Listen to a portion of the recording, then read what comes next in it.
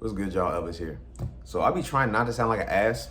It's too late for that. That shit is being sailed.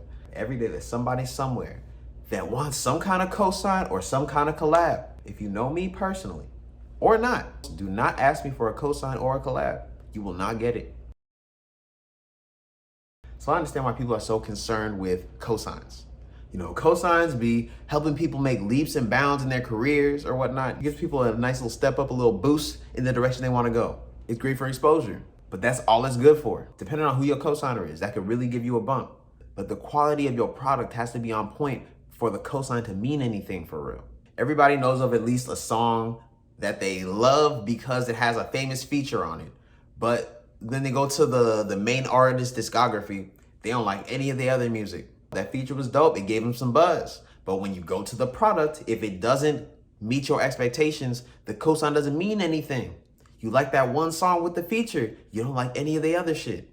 I guess the barber version of that I be dealing with is a lot of my clients over time had kind of transitioned out of my price range. You know what I'm saying? The price I charge now is not something that they are comfortable affording or sure for whatever reasons, you know, value is projected. So I tend to have a lot of clients that need new barbers. And many times a barber might hit me up and say, hey, can you shout me out and recommend a bunch of your clients to me?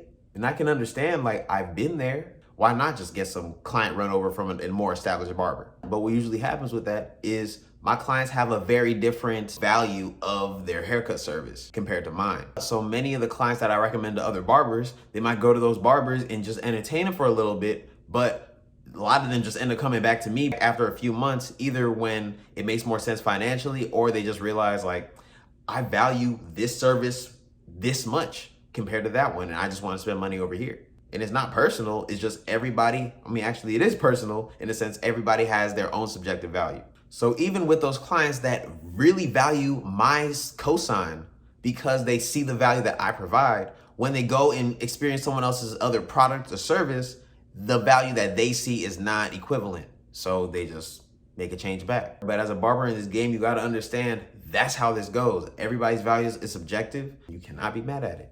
But since I'm talking about cosigns, I'm gonna speak on collabs as well. When I first started, I was really excited that people wanted to work with me on projects and do this and that. And maybe like it gave me a certain amount of validation, like, oh, other people see the quality of work that I'm doing, so they want to be a part of it. And that was flattering until I realized that most of the people that are going to be concerned and bothered about doing a collab with you aren't necessarily worth collabing with.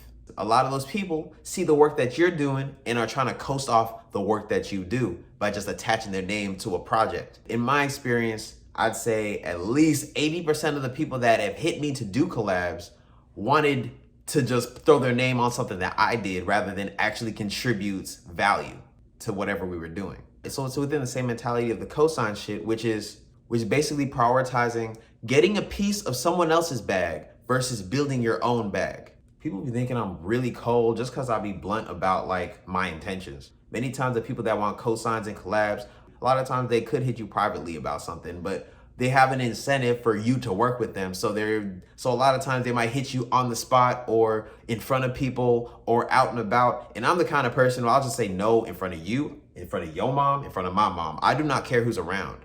I refuse to work with anybody who expects me to work harder than them because I put my soul into everything I do 100%. So if you're doing anything less than that, you're coasting off my work. And why are you even attached to my work in the first place then? Most people don't have the heart to kind of like nip shit like that in the bud in the moment. But I'm so adamant about being blunt and handling that right there because entertaining people that want cosigns and collabs that they did not earn or did not put the work in for themselves to get or deserve, period.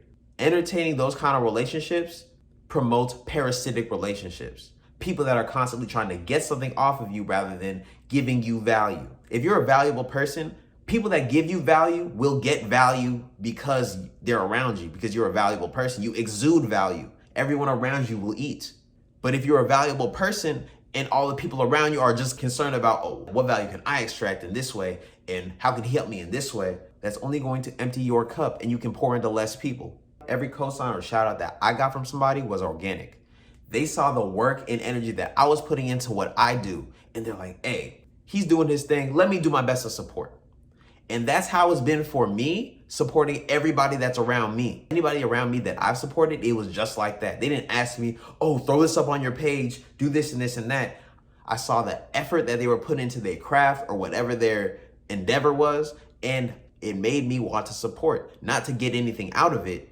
And that organic exposure that you get is gonna do way more for you than the little pity shares, pity cosigns, pity collabs people do for you because you're hounding them about it. Y'all, if you prioritize building your own bag versus getting someone else's bag, people will see that and want to add to your bag. All right, y'all, that's all I got for today. I appreciate y'all watching. If you got any value, go ahead, like and subscribe. If you haven't already, follow me on Instagram as well as TikTok at Cuts by Elvis. Go ahead and do that. Appreciate you. If y'all got any comments that are on topic, go ahead and comment those down below. But till next time, craft over clout, I'm out.